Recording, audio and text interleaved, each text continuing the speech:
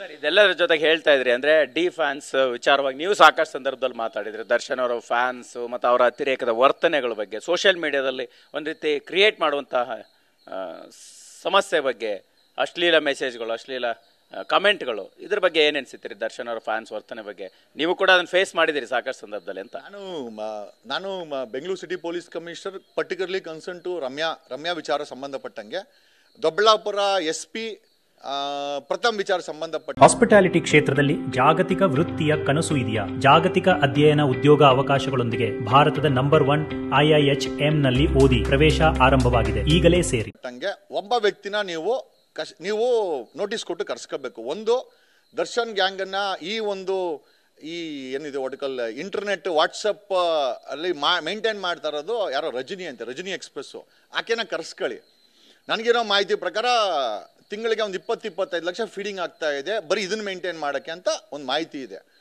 Bengaluru city police commissioner ರಜನಿನ ಕರ್ಸ್ಕೊಂಡು notice ಕೊಟ್ಟು ವೆರಿಫೈ ವಿತ್ ಹರ್. ಈ ಗ್ಯಾಂಗ್ ಅನ್ನ ಮೇಂಟೈನ್ ಮಾಡ್ತಾ ಇರೋದು ರಜನಿ ಎಕ್ಸ್ಪ್ರೆಸ್, ರಜನಿ ಅಂತೆ. And she is also big fan of D boss. ಯಾವ ಬಾಸೋ ಗೊತ್ತಿಲ್ಲ, ಅವನು ಇಟ್ಕೊಂಡವನೇ. ಈ ಗ್ಯಾಂಗ್ ವಾರ್ಗಳು, ಈ ರೌಡಿಸಮ್ಗಳು, ಈ ಅಂಡರ್ ವರ್ಲ್ಡ್ಗಳು ಕರ್ನಾಟಕದಲ್ಲೂ ಅಲ್ಲ, ನಮ್ಮ ಕನ್ನಡ ಇಂಡಸ್ಟ್ರಿಲಿ ಕೂಡ ಇರಬಾರ್ದು. ಯಾರು ಈಕೆ?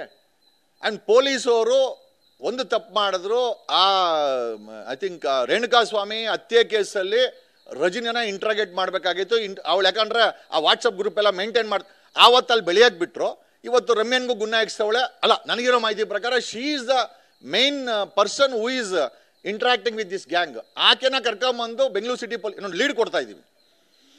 ಗೌರಿ ಲಂಕೇಶ್ ಕೇಸಲ್ಲೂ ಅಷ್ಟೇ, CM ಸಿದ್ದರಾಮಯ್ಯ ಇರ್ಬೇಕಾದ್ರೆ 2016-17 ನಾವೇ ಅನಾನಮಸ್ ಲೆಟರ್ ಬರೆದಿದ್ದು, ಇವನು ಯಾರ ಮುತಾಲಿಕನ್ನ ಕರ್ಕೊಂಬಂದು ಇಂಟ್ರಾಗೇಟ್ ಮಾಡಿ ಬಾಯಿ ಬಿಡ್ತಾನೆ ಅಂತ.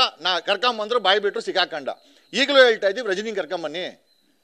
ರಜನಿ ಕೆಟ್ಟೋಳು ಅಂತ ಹೇಳ್ತಾ ಇಲ್ಲ, but she is maintaining this mafia network ಅಂತ ಒಂದು ಮಾಹಿತಿ ಇದೆ. ಅದು ಕ್ವಶನ್ ಮಾರ್ಕ್. ಒನ್ಸಗೇನು ಕರ್ಕೊಂಬಂದು ಇಂಟ್ರಾಗೇಟ್ ಮಾಡಿದೆ. ಐ ಆಮ್ ಶ್ಯೂರ್ ಇದನ್ನ ನೆಕ್ಸ್ಟ್ ಇನ್ನೊಬ್ಬ ಯಾರೋ ನಟಿಗೆ ಅಟ್ಯಾಕ್ ಮಾಡೋದನ್ನ ತಪ್ಪಿಸ್ಬೋದು.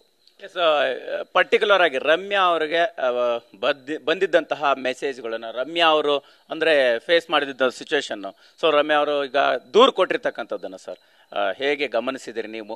ಸೊ ಡಿಫೆನ್ಸ್ ವಿಚಾರವಾಗಿ ಮತ್ತೆ ರಮ್ಯಾ ಅವ್ರ ಜಟಾಪಟಿ ಈಗ ದೂರು ಕೊಡೋ ಹಂತಕ್ಕೂ ಕೂಡ ಹೋಗಿದೆ.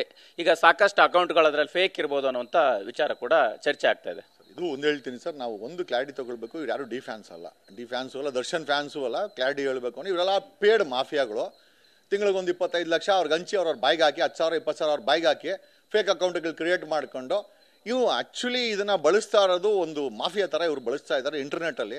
ಇವ್ರಿಗೆ ಬೇಕಾದಂಥ ಫಿಲಮ್ಗಳಿಗೆ ಬಂದರೆ ಅದನ್ನು ಪ್ರಮೋಷನ್ಗೆ ಬಳಸೋದು, ಇವ್ರಿಗೆ ಬೇಡದಿರೋಂಥ ವಿರೋಧಿಗಳು ಬಂದಾಗ ಅದನ್ನು ಫೇಕ್ ಕಮೆಂಟ್ಗಳು ಹಾಕಿ ಆ ಫಿಲಮ್ಗಳನ್ನು ದಿಕ್ತಪ್ಪಿಸೋಂಥ ಕೆಲಸನೂ ಕೂಡ ಇವ್ರು ಮಾಡ್ತಾ ಇದ್ದಾರೆ. It's nothing but they are working like ಒಂದು ಇಂಟರ್ನೆಟ್ಟಲ್ಲಿ ಒಂದು ಮಾಫಿಯಾ ರೀತಿ ಈ ರಜನಿ ಅನ್ನೋ ವ್ಯಕ್ತಿ ಇದನ್ನೆಲ್ಲ ಮೇಂಟೈನ್ ಮಾಡ್ತಾ ಇದ್ದಾಳಂತೆ. I think police should crack down. ಆಮೇಲೆ ಈ 41 ಜನ ಮೇಲೆ FIR ಆಗಿದೆ ಅಂತ, ಬರೀ FIR ಮಾಡಿದ್ರೆ ಸಾಲದು, ಆ ರಜನಿನ ಕರ್ಸ್ಕೊಬೇಕು. ನೆಕ್ಸ್ಟು ರಮ್ಯಾ ರೀತಿ ಪ್ರಥಮ್ ರೀತಿ ಯಾವುದು ಕೂಡ ಕೇಸ್ಗಳಾಗಬಾರ್ದು, ಎಸ್ಪೆಷಲಿ ಇಂಡಸ್ಟ್ರಿನಲ್ಲಿ. ಎರಡನೇದಾಗಿ ಇವ್ರ ಮೇಲೆ ಕೋಕಾ ಹಾಕಬೇಕು. ಕರ್ನಾಟಕ ಆರ್ಗನೈಸ್ ಕ್ರಿಮಿನಲ್ ಆ್ಯಕ್ಟನ್ನ 2000 ಹಾಕ್ಬಿಟ್ಟು 2 ವರ್ಷ ಜೈಲಲ್ಲಿ ಇರಲಿ ಅವರು. ಆಮೇಲೆ ಯಾವುದೇ ಕಾರಣಕ್ಕೂ ನೆಕ್ಸ್ಟ್ ಆಯಿತು ಅಂತಂದರೆ ರಜನಿನೇ ಕಾರಣ ಆಗ್ತಾಳೆ. ಐ ಥಿಂಕ್ ರೇಣುಕಾಸ್ವಾಮಿ ಕೊಲೆ ಕೇಸಲ್ಲಿ ಚಂದನ್ನು ಸ್ವಲ್ಪ ತಲೆ ಉಪಯೋಗಿಸಿದ್ರೆ ರಜನಿ ಕರ್ಕೊಂಬಂದು ಇಂಟ್ರಾಗೇಟ್ ಮಾಡ್ಬೋದಾಗಿತ್ತು. ಗೊತ್ತಿಲ್ಲ ಯಾಕೆ ಅವಳನ್ನ ಕೈ ಬಿಟ್ರು ಅಂತ. ಬಟ್ ಇವಾಗಲೂ ಹೇಳ್ತೀನಿ, somewhere Rajani is the reason for this Ramya ಮತ್ತೆ ಪ್ರಥಮ್ಗಾಗಕ್ಕೆ. ಆಕೆಗೆ ಚೆನ್ನಾಗಿ ಎಲ್ಲ ಗೊತ್ತಿದೆ ಅಂತೆ. ಸೊ ರಜನಿ ಕರ್ಕೊಂಬಂದ್ರೆ ಐ ಆಮ್ ಡ್ಯಾಮ್ ಶ್ಯೂರ್ ಈ ಒಂದು ಘಟನೆ ಮತ್ತೆ ಇನ್ನೊಂದ್ಸತಿ ಬರಲ್ಲ.